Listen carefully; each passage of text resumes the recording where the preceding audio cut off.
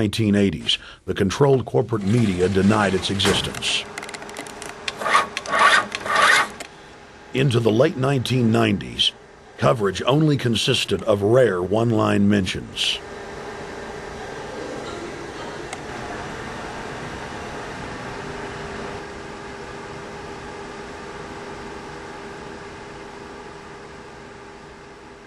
With the rise of the alternative media, their stranglehold on information has begun to slip. On the outskirts of the national capital today, black limousines with darkened windows converged on a hotel where private security guards imposed ironclad control. The limos carried royalty, political power brokers, and industrial titans to a secret meeting that will last all weekend. It's known as the Bilderberg Group. Could their objective be world domination?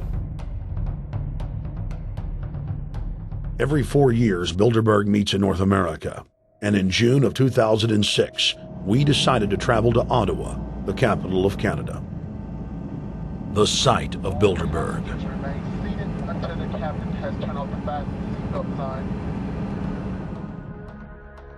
In Bilderberg's long history, many reporters attempting to cover the group have been harassed, detained, and even jailed.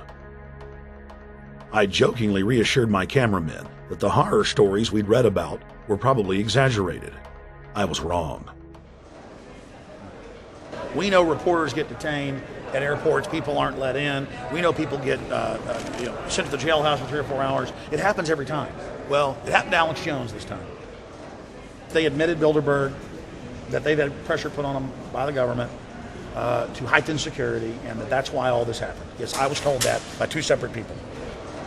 They scoured our records for hours yesterday and hours today, trying to find something on us, and of course there was nothing.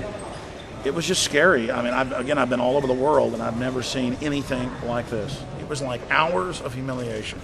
And they said, "What are you here for?" And I said, "Well, I'm here to, cover the media, covering a political event. I hope to talk to some members of Parliament."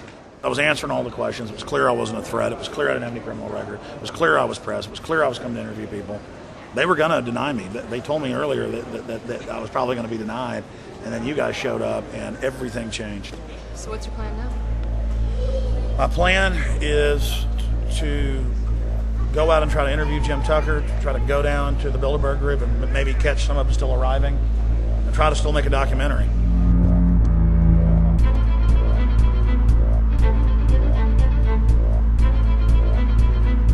So instead of being here at 8 a.m.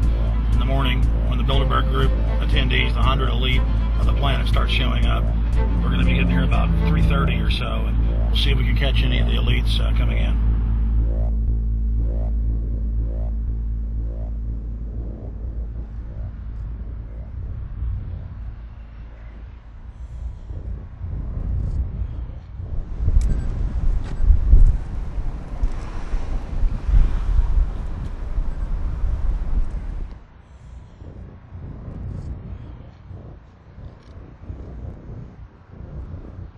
What do you think's on the agenda for this edition of the Bilderberg Society's annual meeting?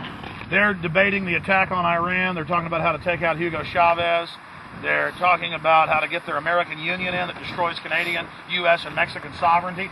So we're talking about the death of Canada is what's happening in there right now. The death of your sovereignty is happening in there right now. CNN has even reported that these individuals have put out the policy reports through the Council on Foreign Relations that writes their scholarly white papers to end the United States, to end Canada, and to end Mexico. About 10 have come in. They've been coming in slowly in typically big black cars with what appears to be bulletproof glass, and we've got a few pictures of some of the people. We're being kept well back from the building by an awful lot of security people, but there'll be more security as this thing develops. Again, just a reminder to stay off the property, okay? I am. This is the line. We checked with the city. Thank you. How you doing? Yeah. Okay. The ex-president of Ireland? Maybe? Okay, Danny will know. I came here from upstate New York. I booked a room way in advance. When I checked in at 10 o'clock at night, they told me I had to be out at 8:30 in the morning. and so of course I complied to what they wanted. I wasn't happy about it because I had been tired. I drove quite a long way. Then I went down to have something to eat, and I just saw a bunch of security here, and I was wondering what was going on, and I asked questions, and they said they were having a wedding or they were having some sort of reception. So I decided to ask a couple more questions because I thought it was kind of weird. And then I saw them from my hotel window. They were in the back with flashlights looking at the trees, looking up through the trees, and they were also in front of the hotel, combing. It looked like combing the hotel. So I kind of was wondering what was going on, and I left. I got up this morning. I checked out, and then the fellow that I spoke with, the last fellow I spoke with, said, "Well, you'll know all about it in the newspaper." Well, I didn't have to wait because there was a group of people out here telling me everything that was going on. They're not fooling anybody any longer when you've got this many cops, and detaining Alex Jones at the border.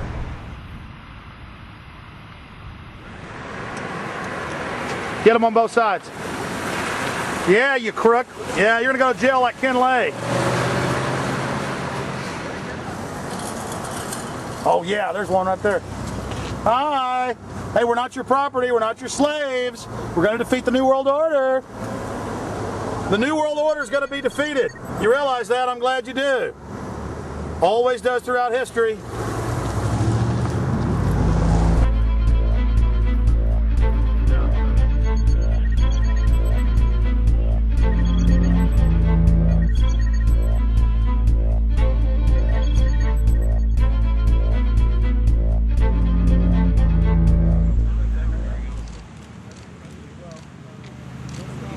The boss. Boss is leaving. Etienne Davignon is the honorary chairman of the Bilderberg Group, as well as the head of its steering committee. The committee he heads selects and invites each year's attendees. In the last decade, the list of attendees has been leaked to reporters by moles on the inside. Veteran newspaper reporter Jim Tucker has been covering the Bilderberg meetings for over 30 years and has physically attended more than 20.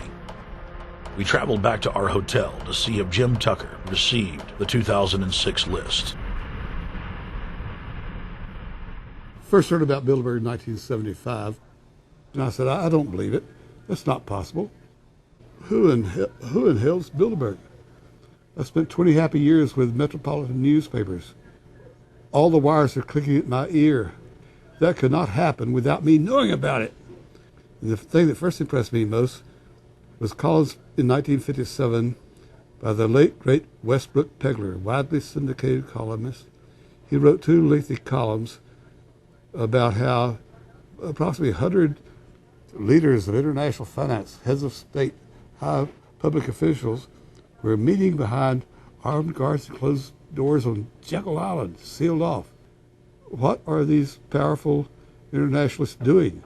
And why is it so secret? Why do they have armed guards outside? Why is it sealed off? The newspapers totally ignore it. Not a word. Total blackout in the United States. Since then, I've never stopped pursuing Bilderberg, or the whole international gangster organization led by Rockefellers and Rothschilds as they manipulate the world for their own selfish interest.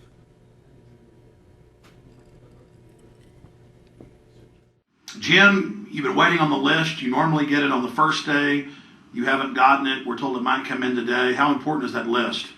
It's absolutely essential, although identifying people outside, as we always do, is important too, to find out who is not on their own list. In recent years, someone from Europe has sent a machine copy with a letterhead and so forth without identifying himself. So far, I haven't heard from him.